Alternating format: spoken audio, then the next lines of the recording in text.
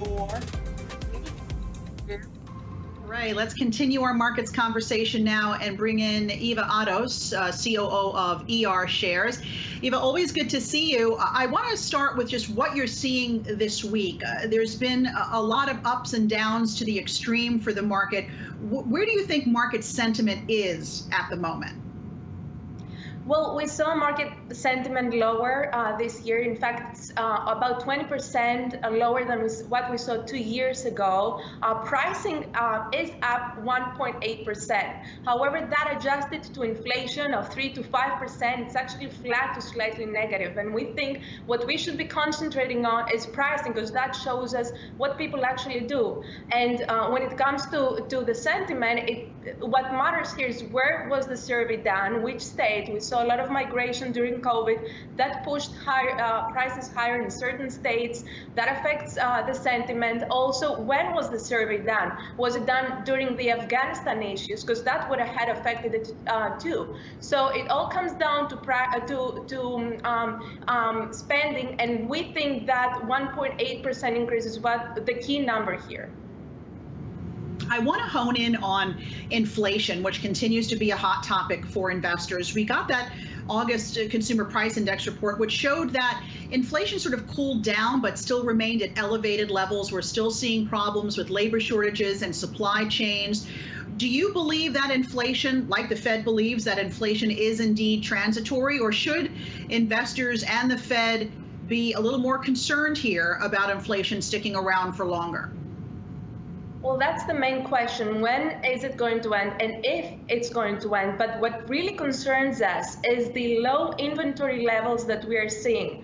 And that pushes raw material costs higher. And the more complicated the product is, in the case of cars or electronics, for example, the more upward cost spiral you have. And once you get in this cost spiral inflation, it's really hard to dig out. So it's worse to have a cost push scenario inflation than having a demand pull scenario inflation. And that's what concerns us here and makes us think that we might see this ending in the foreseeable future.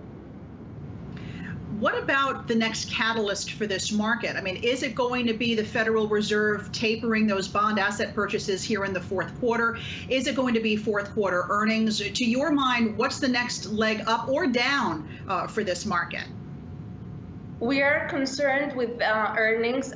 So for us, it's given that we're going to see tapering anytime soon. So in some regard, that's baked in. But with the earnings, we're concerned we're going to see less sales when it comes to this quarter, because companies do not have products to sell because of the shortage we have in certain parts and components. So it all comes down to the supply chain disruptions, which we are seeing on a global level. In Southeast Asia, you have ports shut down or factories shut down even when there is one single COVID case. So this zero tolerance policy, when it comes to COVID, it's really affecting everything here. And it's not just the ships, it's not just the factories, it's the warehouses, the planes, the trains, the cranes, everything that you need to take one product from point A to point Z. And all these delays are pushing prices higher. We have a set amount of containers and a set amount of ships. We have 25 million containers, 6,000 ships.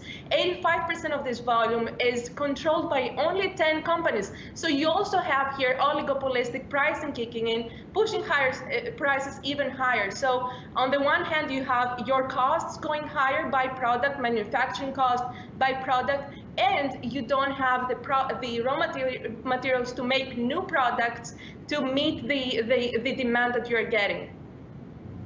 That's a great point. And I just know that anecdotally in my life, I'm going to different stores, I'm going online looking for products, and I just keep seeing out of stock, which means these companies cannot finish the sale. They can't make the sale, and that would, of course, affect the bottom line at some point. But you just laid out very nicely what the shipping industry looks like right now and the backlogs they have. But Eva, you actually like the shipping sector right now. Tell us why, and where are you seeing opportunity? Yes, there is a shortage of ships out there, a shortage of containers. The shipping sector is having the best year they've had in more than a decade. We see the rates soar.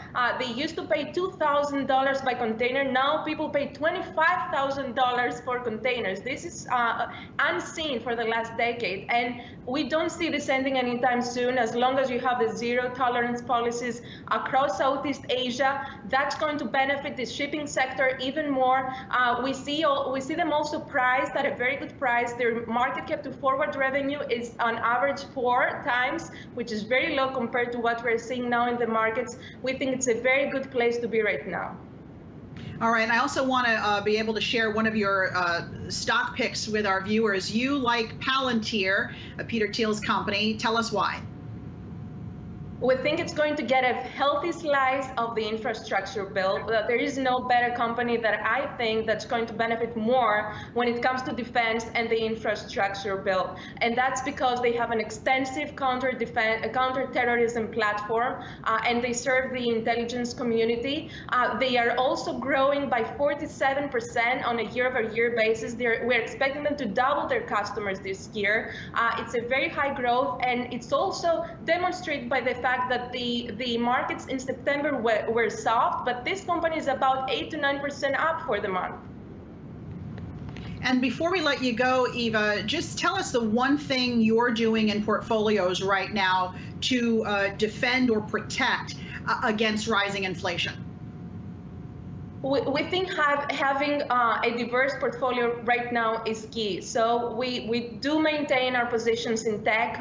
Tech is anti-inflationary in some cases, but we also have slices and pockets of, for example, shipping companies now that they're benefiting. So we are trying to find certain areas that are benefited by current phenomena, such as the infrastructure bill, the supply chain disruptions. So you need to maintain a diverse portfolio to navigate the challenges that we're seeing and the news that are coming up every day. All right, we're going to leave it there. Eva Ados, COO of ER Shares. Always good to see you. Thanks so much.